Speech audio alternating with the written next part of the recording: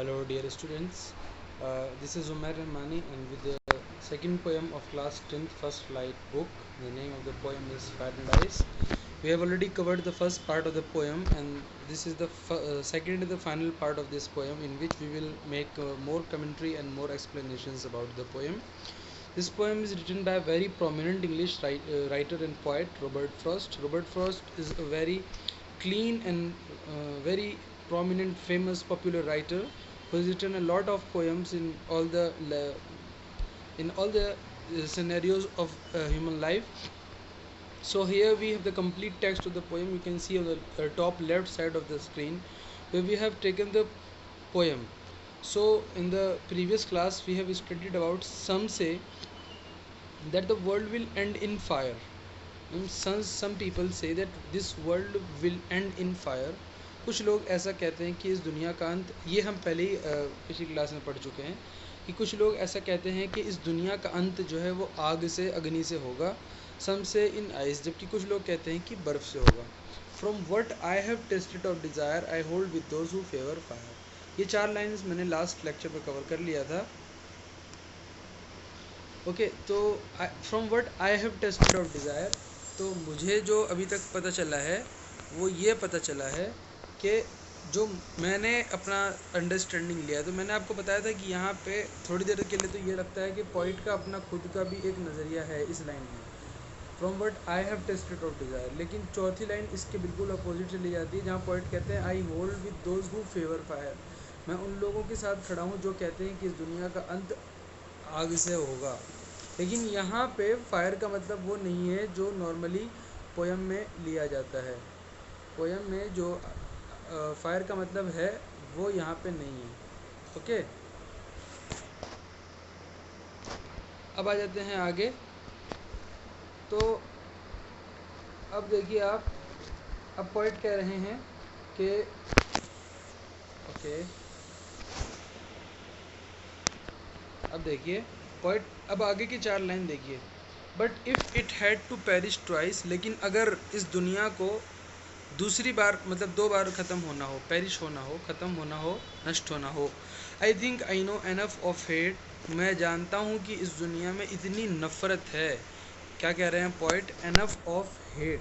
Hate ये word जो है ये दिखाता है कि पोइट क्या कहना चाह रहे हैं.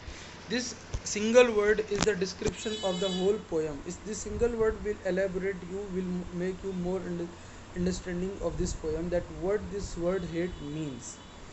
Why the poet is saying that this world will end with hate.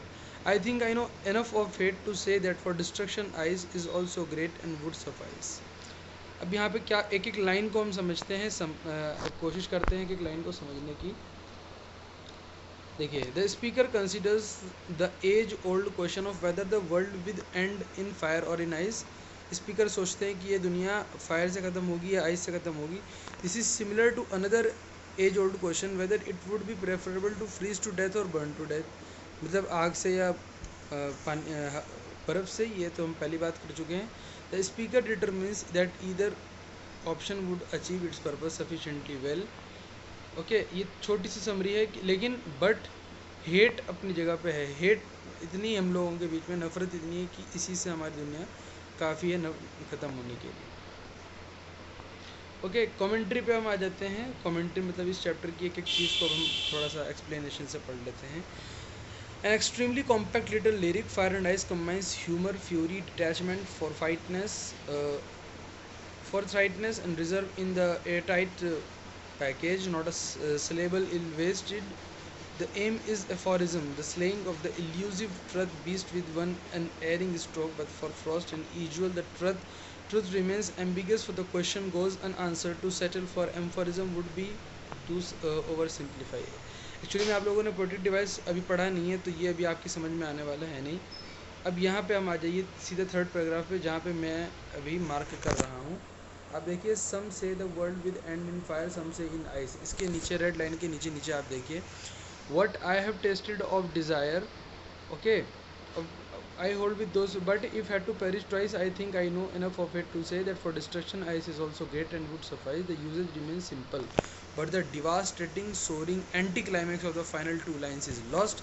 Those lines draw their soft kill power from rise from the juxtaposition okay of their short. मतलब सिंपल सा मतलब है कि पोइट ये कहना चाहते हैं कि इस दुनिया में हम लोगों के बीच में नफ़रतें इतनी हैं. यहाँ जो आप लाइन देखेंगे, पोइट कहना चाह रहे हैं कि इतनी नफ़रतें हैं, एनफ ऑफ हेट, इतनी है कि ये हेट ही एनफ है इस दुनिया के एंडिंग ऑफ दिस वर्ल्ड. इस दुनिया की अंत के लिए क्या काफ़ी है? नफ़रत ही काफ़ी है. तो मैं एक्सपेक्ट करता हूँ कि इन दो पार्ट्स में आपको ये पोएम समझ में आ गई होगी. I am giving you one task to complete and the task is you have to write the summary of this. I'm writing here. You have to write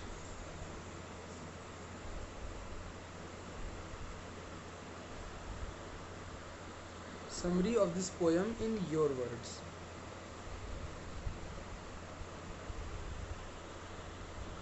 okay पहला काम क्या है आपका? आपको समरी लिखनी है अपने शब्दों में. ठीक है, कुछ भी आपको मतलब टेपना नहीं है. एक बात ये हो गई. दूसरा, find out the try to find out the question answers of the book. Okay, yourself, अपने से करिए, ना कि किसी के भरोसे. समझ में आ रहा है? अपने से क्वेश्चन आंसर ट्राई करने की फाइंड आउट करने की कोशिश कीजिए. मैं उम्मीद करता हूँ कि आप लोग ये करके देंगे. ये करिए, उसके बाद फिर हम आगे देखेंगे. अगर आपका होमवर्क सबमिट होता है तो फिर हम आगे कोशिश करेंगे नेक्स्ट पोएम या नेक्स्ट चैप्टर जो भी होगा उसको स्टार्ट करने की. तब तक के लिए आपका काम यही है कि आप अभी जो आपको बताया गया है, ये जो पोएम है, इसको पढ़िए, समझिए, एक एक वर्ड की मीनिंग समझिए. कोई डाउट हो तो मुझसे पूछिए. अपना ध्यान रखिए. ओके, तब तक के लिए बाय बाय.